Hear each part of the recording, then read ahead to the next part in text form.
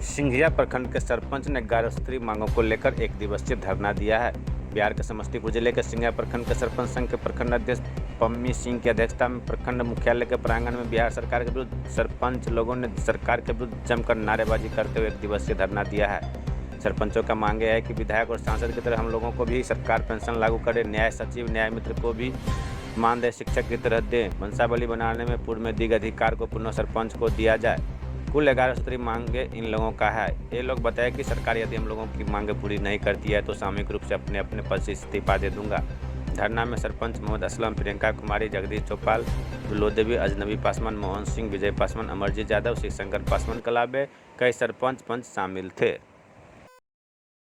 अगर फिर भी हम लोगों की मांग नहीं सुनी गई तो इसका अंतिम परिणति पटना में राज्यपाल के पास सामूहिक इस्तीफा होगा। सरकार कान खोल के इस बात को सुन ले, अन्यथा इसका भुगत नहीं के लिए तैयार है। 11 सूत्री मांग में कौन कौन सा है?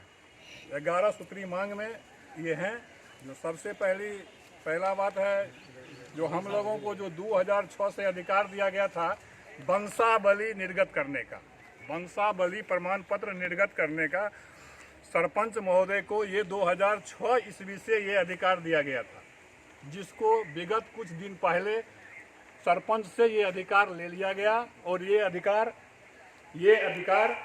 सीधी पंचायत में पंचायत सचिव के माध्यम से उसके पारिवारिक डाटा को बनाते हुए ये वंशावली प्रमाण पत्र निर्गत करने की बात कही गई है, जैसा कि चिट्ठी बोलता है। अब स्थिति ये उत्पन्न हो गई है कि कहीं भी स्थानीय पंचायत सचिव नहीं है।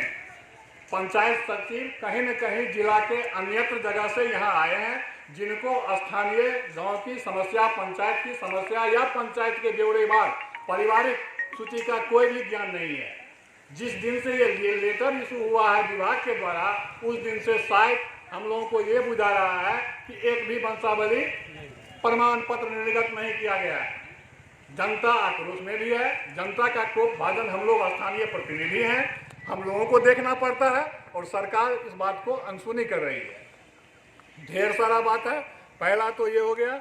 दूसरा है, सभी सरपंच, उप सरपंच, पंचगणों को माननीय विधायक गण की तरह, सीधी सी बात है, विधायक भी बनते हैं, सांसद भी बनते हैं, वो भी इलेक्शन से बनते हैं, पंच भी इलेक्शन से बनते हैं, सरपंच भी इलेक्शन से बनते हैं। तो आखिर इसमें विभिन्नता क्यों?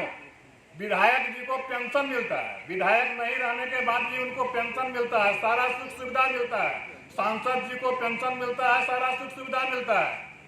और सरपंच को, पंच को क्या मिलता है? 500 रुपये का भत्ता और 2500 रुपये का भत्ता। सरपंच को 2500, पंच को 500। और इसके बाद जब उसका कार्यावधि समाप्त हो जाता है तो उसको पूछने वाला लोग नहीं है। लेकिन विधायक जी को जब तक जिंदा रहेंगे तब तक उसको पेंशन भत्ता मिलेगा, सांसद जी को ये तब तक मिलेगा। ये कहाँ का न्याय है? सबसे बड़ी बात तीसरी बात है, उत्कृष्ट कार्य करने वाले हम लोगों को जो सरपंच महोदय हैं, जिस भी पंचायत के हों, जिस भी जिला से हों, बिहार के 534 प्रखंडों में एक साथ 11 बजे से राज्यव्यापी धरना प्रदर्शन किया जा रहा है, एक साथ समूचे बिहार में। इसमें हम लोगों का मांग है कि जो भी पंचायत, जो भी सरपंच महोदय जो उत्कृष्ट कार्य करने वाले लोग हैं या अच्छे कार्य करने वाले लोग हैं, उनको पुरस्कृत किया जाए। 4 में है, ग्राम कचहरी में चौकीदार का अभाव है। चौकीदार को हम लोग खोजने जाते हैं, थाना से परमिशन लीजिए, थाना से परमिशन लेने जाते हैं, चौकीदार से आपको फुर्सत नहीं है। सरपंच के द्वारा रिकमेंडेड जितना भी केस होता है, थाना प्रभारी महोदय को इस बात का थोड़ा सा भी नहीं है कि इस केस को सरपंच महोदय भेजे हैं, इस पर तुरंत अमल किया जाए। कोई एफआईआर के लिए जाता है तो 9 दिन एफआईआर के लिए मतलब क्या करते हैं, तो पड़ा हुआ रहता है, इंक्वायरी नहीं हो पाता है।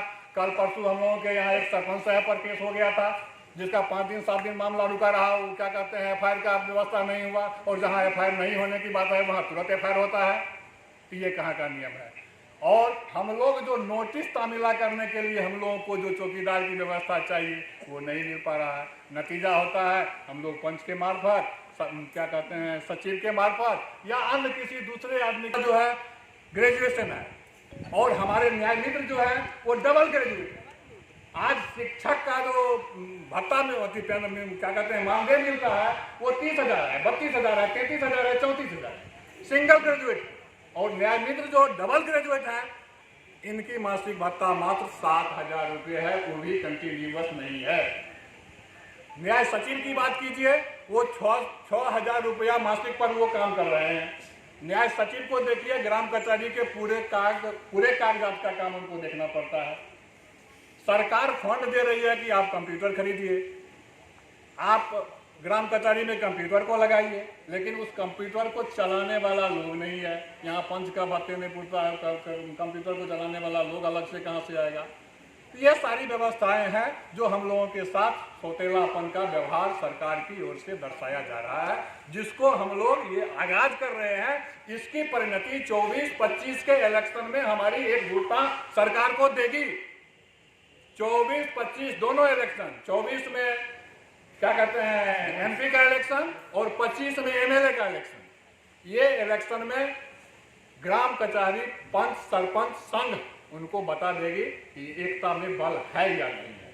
इसी के साथ धन्यवाद आप लोगों का भी। जिंदाबाद जिंदाबाद जिंदाबाद, इनकलाब जिंदाबाद जिंदाबाद जिंदाबाद, पंच सरपंच संघ जिंदाबाद जिंदाबाद जिंदाबाद, पंच सरपंच संघ जिंदाबाद जिंदाबाद जिंदाबाद, इनकलाब जिंदाबाद जिंदाबाद जिंदाबाद। होश में आओ, होश में आओ, होश में आओ, होश में आओ, सरकार होश में आओ, होश में आओ, होश में आओ, होश में आओ। हमारी मांगे पूरी करो, पूरी करो, पूरी करो, हमारी मांगे पूरी करो, पूरी करो, पूरी करो।